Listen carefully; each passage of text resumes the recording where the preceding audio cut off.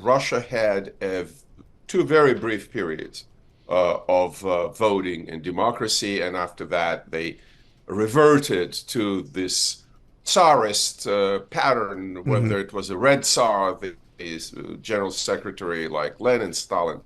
You probably remember Brezhnev, the guy with the eyebrows. And then, so the democracy, after the Tsarist regime collapsed, the Emperor Nicholas II eventually was executed with his family.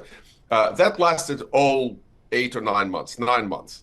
Under Yeltsin, Putin's predecessor, who appointed Putin, Putin wasn't really elected Right. by popular will. He was first appointed as a heir apparent, and then they organized the elections. Yeah, but So today under means Putin, he dismantled. Yep. Dr. Cohen, just because of time, we got to get this in. I think it's really Yeah. important. What is the size or impact of the Navalny constituency within Russia?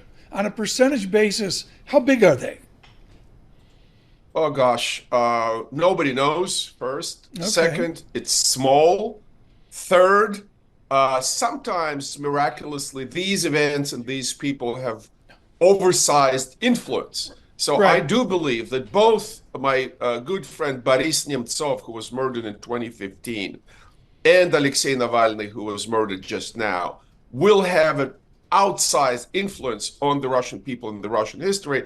And 100 years from now, people will Okay. remember their names, Right. probably will teach these names at Right. school. Get out a map. What's happening now is a sham. It's sham elections. It's just going through the motions to Okay. justify reappointment of I got Putin. to squeeze in this one last question, Dr. Cohen, and it's simple. You get out a map, you get in a car in St. Petersburg, you go west. Helsinki's a cup of coffee away, and Stockholm's 3 cups of coffee away. What is the importance to Putin that Sweden and Finland have joined NATO? It is a geopolitical failure of Putin, just as the war in Ukraine is. Putin was fat and happy selling $50 billion of natural gas, billions of oil, lumber, timber, the usual stuff, the raw materials Russia always sold for centuries. And now he lost these markets. All this blah, blah about how they're going to be a part of the global south, Right. part of what? Greater China. It is propaganda for the Russian people. In reality, Putin created the hugest self inflicted wound for the Russian international standing.